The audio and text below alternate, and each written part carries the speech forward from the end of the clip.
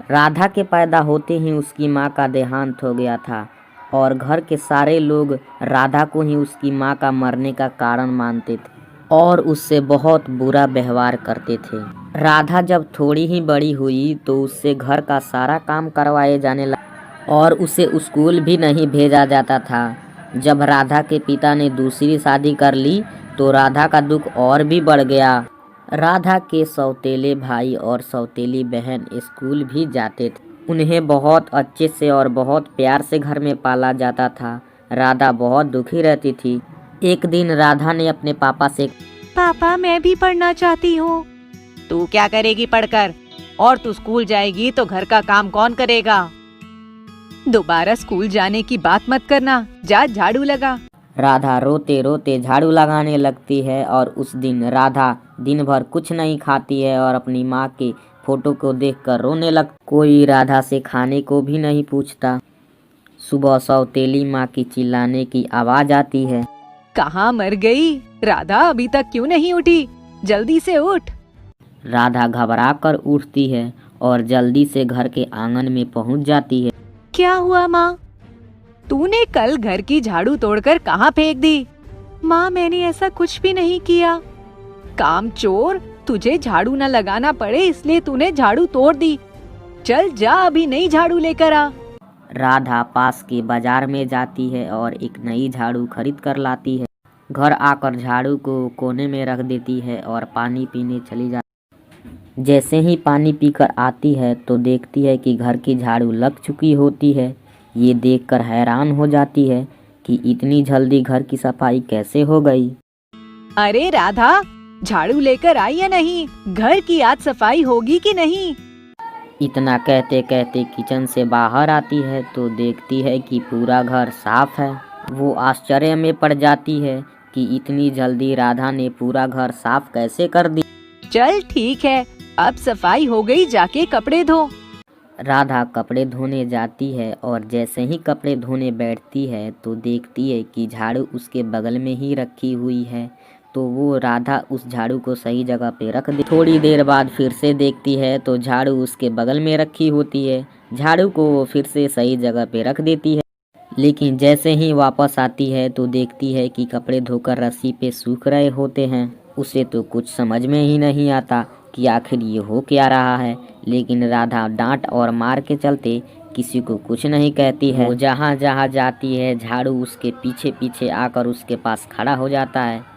तो फिर उसे लगता है कि इस झाड़ू में ही कुछ गड़बड़ है, तो वो झाड़ू को डर के मारे बाहर फेंक आती है। लेकिन जैसे ही वो घर में वापस आती है तो देखती है कि फिर से वहीं पे झाड़ू है। उसको डर के मारे रात भर नींद नहीं आती है। तभी किसी की आवाज़ सुनाई देती है। कौन है? ये किसकी आवाज है? राधा, मैं तुम्हारी माँ हूँ। कौन माँ? राधा, मैं तुम्हारी मरी हुई माँ हूँ। अपनी माँ की आवाज़ सुनकर राधा रोने लगती है और अपनी माँ को अपनी दुख सुनाती है। मुझे सब पता है राधा, लेकिन अब मैं सब ठीक कर दूंगी और ये झाड़ू तुम्हारा हर काम में सहायता करेगी। अगले दिन से राधा को कुछ नहीं करना पड़ता था, सारा काम झाड़ू कर देता। ये सब देखकर राधा बहुत खुश हो जाती थी। राधा के सौतेली माँ को ये सब देखकर बहुत हैरानी होती है कि इतनी सी छोटी सी बच्ची घर का सारा काम कैसे कर लेती है। उसका शक बढ़ता ही जाता है और वो राधा पर नज़र रखने लगती है। एक रात राधा को किसी से बात करते हुए सुन लेती है, लेकिन उसे दिखाई नहीं देता कि राधा किससे बात कर रही है। दूसरे दिन राधा को बहुत डांटती है और मारती है, ये बताने के लिए कि तुम किससे बात कर रही थी और घर में क्या हो रहा।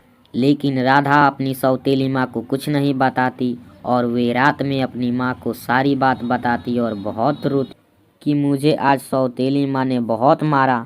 राधा की माँ को बहुत गुस्सा आता है और झाड़ू से कहती है कि जा झाड़ू अपना काम कर। झाड़ू जाती है और रात को ही राधा की सौतेली माँ को बहुत पिटाई करती है। सौतेली माँ मार खाकर बहुत चिल्लाती है, लेकिन किसी को भी झाड़ू दिखाई नहीं देती कि क्या हो रहा है। सब पूछते हैं कि क्या हो रहा है, क्यों चिल्ला रही हो। वे कहती है कि मुझे झाड़ू मार रहा है, परंतु किसी को झाड़ू दिखाई ही नहीं देती। अब रोज रात को यही होता, सौतेली माँ की रोज पिटाई होती। सबको लगने लगा था कि राधा की सौतेली माँ पागल हो चुकी है। राधा के पापा ने उनका इलाज शुरू कर दिया था, लेकिन रोज रात को पिटाई बंद ही नहीं हो रही थी। बहुत इलाज कराने के बाद जब कुछ भी फायदा नहीं हुआ तो राधा के पापा ने उन्हें पागल खाना में भर्ती कर दिया। वहाँ सौतेली माँ के एक दिन सपने में राधा की माँ आई और बोली कि तुम मेरी बेटी को बहुत परेशान करती हो, इसलिए आज मैंने तुम्हारी ये हालत कर दी है।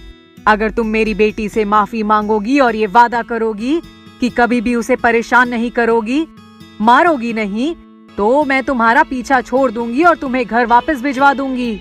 सौतेली माँ माफी मांगती है और वादा करती है कि मैं अपने बच्चों की तरह ही राधा को पालूंगी। दूसरे दिन डॉक्टर राधा के पापा को बुलाकर कहते हैं कि अब राधा की माँ ठीक हो चुकी है, आप उन्हें अब घर ले जा सकते हैं। सौतेली माँ अपने घर आ जाती है और राधा को अपने बच्चे की तरह पालने लगती है और उसे स्कूल भी भेजने लगती है। राधा ये समझ जाती है कि ये सब क्यों हो रहा। वे खूब मन लगाकर पढ़ती है और मन ही मन अपनी माँ को धन्यवाद देती है।